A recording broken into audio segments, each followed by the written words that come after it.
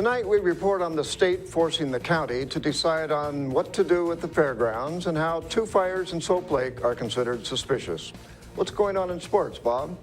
Big Bend baseball dropped a doubleheader to Columbia Basin yesterday, and the Wenatchee Wild returned to playoff action this weekend. Come on back and I'll tell you all about it. Here's a look at our Weather Center forecast. Hi everyone, now we have a little bit of cloud cover around our area, but will this disturbance come through our way over the weekend? Stay tuned because I will have all the details for you coming up soon. I'm Alan Troop. Stay tuned for all of this and much more on iFIBER 1 News. From the iFIBER 1 HD studio here in the heart of the Columbia Basin, this is iFIBER 1 News, your #1 source for local news, sports headlines, and our very own Weather Center forecast covering the entire Columbia Basin. This is iFIBER 1 News, and it starts now.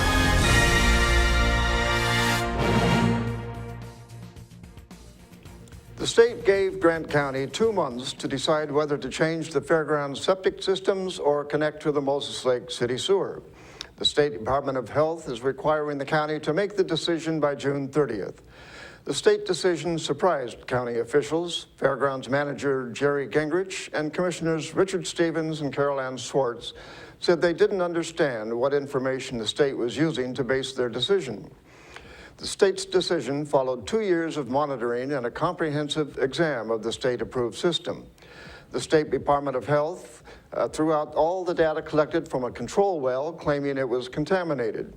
Grant County and Moses Lake officials have battled for years about the terms of connecting the fairgrounds to the city's sewer system. It's springtime, and in Grant County, that means space burgers. Reporter Lexi Perry has the story. The Lioness Club of Moses Lake is looking for volunteers to help serve space burgers. The charity organization opens their fair booth each spring to raise funds for the Columbia Basin Cancer Foundation, Relay for Life, and Swim Across America. Space burgers will be available at the Lioness Club's booth at the Grant County Fairgrounds from Friday, April 25th to Sunday, April 27th. The booth opens at 11 a.m. and closes at 7 p.m.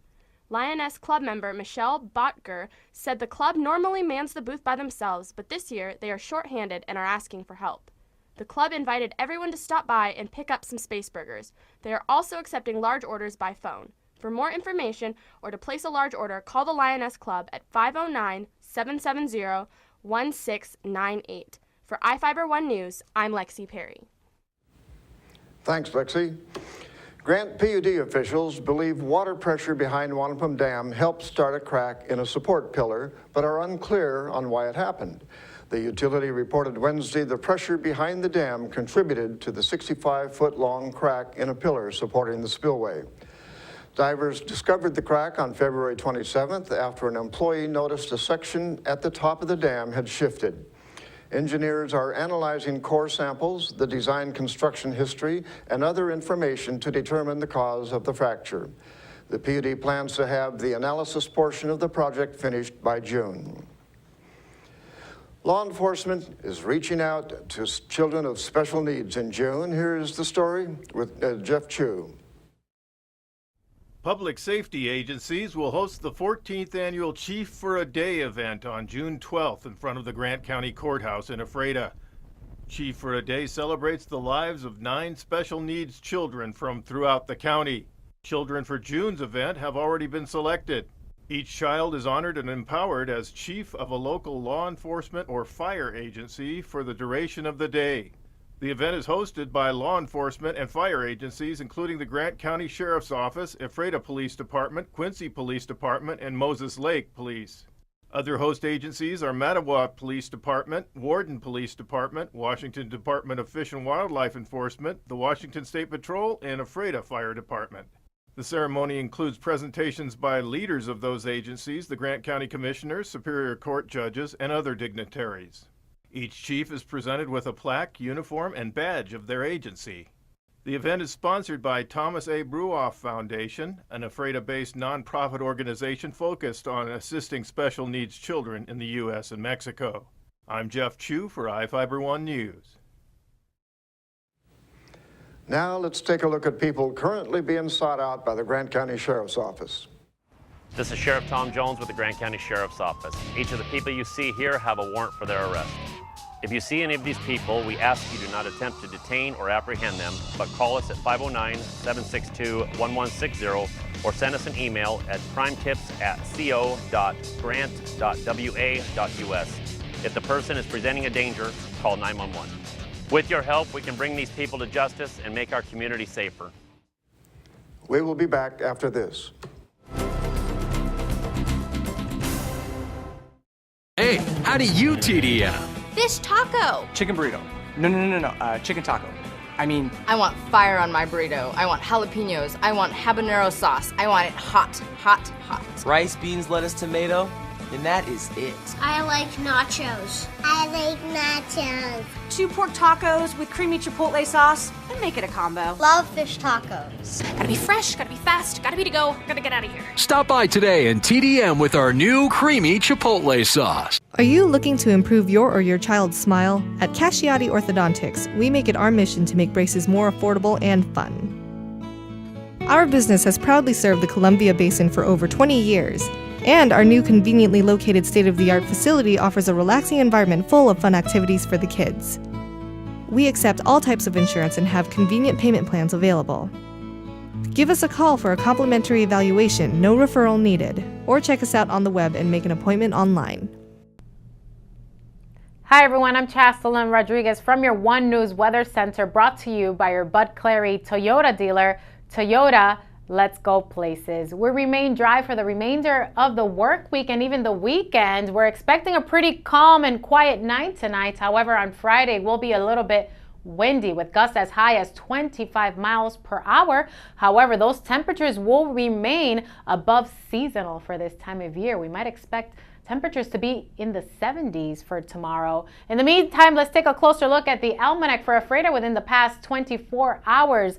The high in the mid-60s and the low this morning was 42 degrees with that sun setting at 7:40 p.m. And for Moses Lake, very similar, the high in the mid-60s, not as warm as that record high in 1968, and the low in the lower 40s with that sun setting at 7:39 p.m. And right now outside your door, temperatures in the lower 60s, partly cloudy skies, that dew point around 30, and those winds coming from the southwest, very calm, around 8 miles per hour, and we remain calm and quiet for the remainder of the night. A little bit of cloud cover.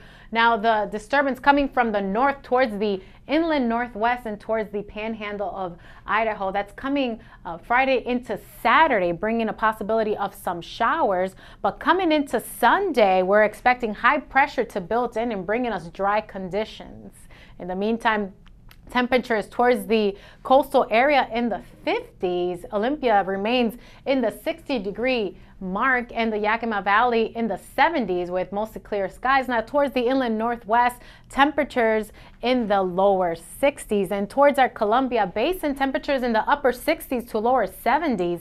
Moses Lake, 71 degrees, mostly cloudy skies, and Bridgeport, 66 degrees. And we can check out our extended forecast for the week. Friday, mostly cloudy skies. However, those temperatures are in the 70-degree mark. And within the weekend, temperatures are in the mid-60s. Saturday and Sunday, we're expecting mostly clear skies.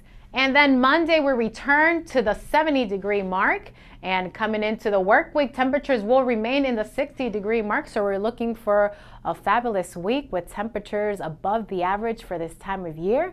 And hopefully that will continue for the next few weeks for us. This segment was brought to you by your Bud Clary Toyota dealer. Toyota, let's go places. We'll be right back with sports, so don't go anywhere because sports is coming up soon. It's been called the most inspiring vehicle ever made, boasting a 5-star safety rating and named as a top safety pick. It's also done more to help our environment than any other car in the world. It's Toyota's Prius. Now with your choice of the regular model, the larger Prius V, or the smaller Prius C. Saving fuel, reducing harmful CO2 emissions, and offered to you with excellent savings. Toyota's Prius family. Drive one today at any of your Inland Empire Toyota dealers. Toyota. Let's go places. Did you know that Little Chiefs Childcare is expanding their Juniper Street location? This great new place across from Moses Lake Clinic is designed just for preschool and school-age children. For over 8 years, Little Chiefs kids like me have found the love and attention every child needs to be healthy and happy. The grown-ups there have gone to college, so they know how to make sure kids from 1 month to 12 years old have a great place to learn and play. Come join our growing Little Chiefs tribe.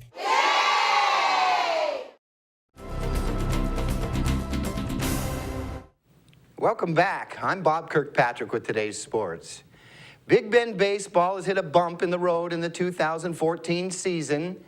Back-to-back losses against Columbia Basin College at home Wednesday have the Vikings searching for answers.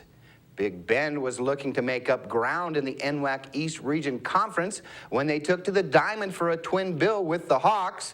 But the dual losses have the team at 2-8 in the standings and tied for last place with Blue Mountain College. The Vikings trailed 9-2 after 3.5 innings of play in Game 1, but didn't go down without a fight. A 4-run rally in the bottom of the fourth got Big Bend back in it, 9-6. Columbia Basin stretched its lead to 10-6 with a run in the top of the fifth. The Vikings answered back with a run in the bottom of the frame, but that was as close as the home team got, losing 10-7 to the Hawks. Big Bend pounded out 11 hits in the game, but committed 4 errors that led to 6 unearned runs for Columbia Basin. The Vikings led 4-2 after 6 innings of play in Game 2, but 9 unanswered runs by the Hawks in the top of the 7th was Big Bend's undoing in the 16-8 loss. The Vikings look to right their ship Saturday when Big Bend hosts a doubleheader with Wenatchee Valley College. The Wenatchee Wild returns to playoff action this weekend for Game 4 with the Minnesota Wilderness at the Town Toyota Center Friday. The Wild is leading the Midwest Division semifinal best-of-5 series 2-1. Game 5, if necessary, will be played Saturday. The puck drops at 7:05 for both contests. The Wenatchee Apple Sox has added 2 Oregon State Beavers and a Mount Spokane High School recruit to the 2014 roster. Catcher Nate Esposito, right-handed pitcher John Pomeroy, along with Drew Rasmussen from the Greater Spokane League, is expected to make big contributions to the team this season. Esposito played for the Corvallis Knights during the 2012 season. He was drafted out of high school by the Oakland A's in the 46th round of the 2011 MLB draft, but did not sign. Pomeroy was a highly touted recruit and was ranked just outside of the top 100 high school players by Baseball America. Rasmussen was one of the top pitchers in the GSL. The hard-throwing righty compiled a 7-0 record in league play last year for Mount Spokane High School. Well, there are plenty of Columbia Basin High School and college sporting events going on this weekend, so be sure and get out and cheer on your local teams if you have the opportunity. Coaches and players will appreciate your support. Well, that's it for sports. We'll be right back after this. At High Mountain Hunting Supply, we have a saying that guides us. If we won't use it in the field, we won't sell it in the store. We take that seriously. Every gun, every rod, every bow that we sell is a product you can feel confident will help you land the biggest fish or harvest the biggest game. Our experts will help you find the right product for your needs. Come see us at 12238 North Frontage Road in Moses Lake or 223 North Mission in Wenatchee. High Mountain Hunting Supply, your source for hunting and fishing. Well, one thing I knew from being a patient myself was that a dental office is a scary place to come to. And so we wanted everything possible to make sure that our office is a comfortable place for our patients to visit.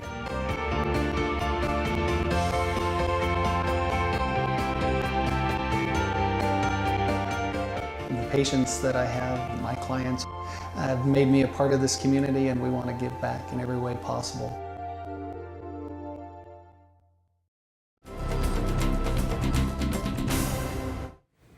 Our spotlight story tonight is about how a Moses Lake man found support in his community as he battled cancer.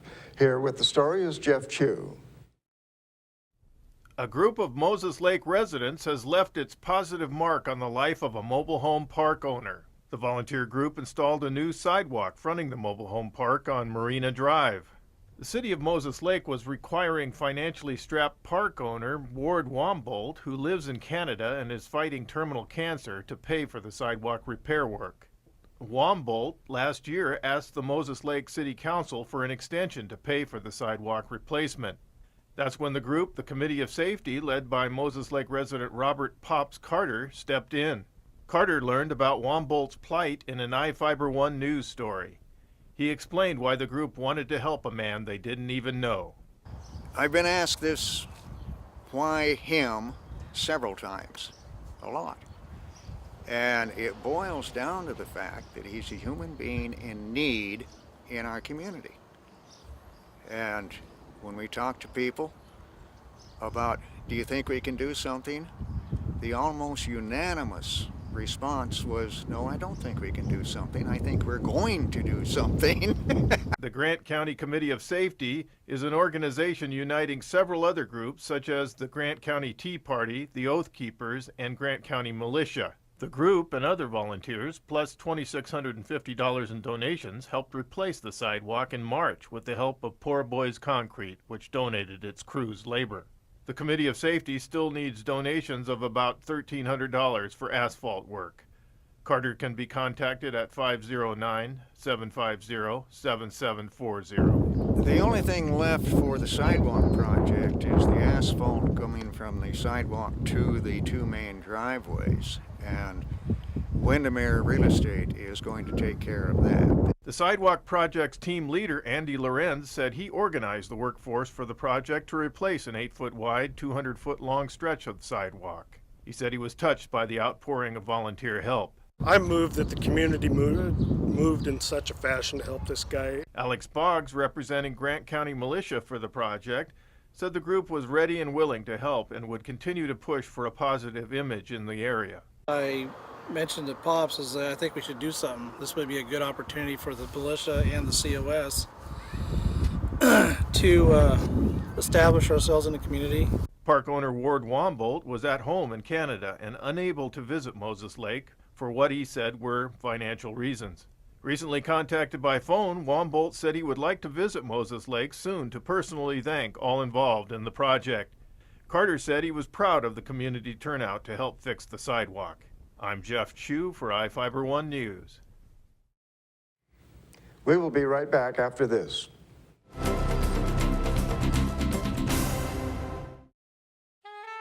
My mom was never comfortable in any of her chairs. Getting in and out of them was hard on her joints. We found a solution at In-Home Medical. They have a great selection of lift chairs. Many cost less than national brand recliners, some even featuring heating and vibration for added comfort. They can take her from a flat sleeping position to nearly standing. We found everything she needs for a much better quality of life at In-Home Medical. Game time. Papa's in the house. Wow, what's all this? I'm all about stats. For instance, have I got some numbers for you? Papa John's, a leader in online ordering. You bet, Jim. You were the first pizza company to offer it nationwide. What's the secret? Jim, it's the pizza. To celebrate our online leadership, get Papa John's new double pepperoni and bacon pizza for just $12. Better ingredients, better pizza, and a better way to get it, papajohns.com.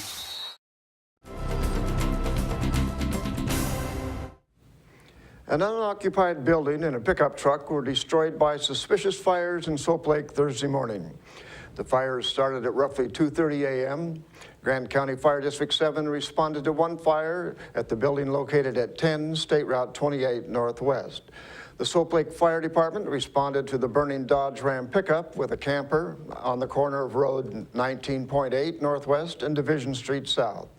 Soap Lake Fire Chief Brandon Hood and Grant County Fire Chief 7 Chief Kirk Shepard said the fires were suspicious in nature and were under investigation. Hood said it took about an hour to extinguish the vehicle and the camper. Both were destroyed. No one was injured. In national news, ranchers in Nevada are trying to stop federal agents from taking cattle off public land. Protesters faced off with officers from the Bureau of Land Management and park rangers yesterday over a dispute between the federal government and a 69-year-old rancher about unpaid grazing fees. How the federal agencies responded drew criticism from the governor of Nevada, a senator, and numerous supporters. CNN reporter Lauren Rosila has the story. The Bundy family is willing to fight until the end, getting in front of cars, even getting tased. This skirmish quickly turned into an angry mob and protesters were hurt. Ammon Bundy says he was tased twice. And then they tased me again. Okay, and they pulled it out again. Probably because I didn't drop on the ground.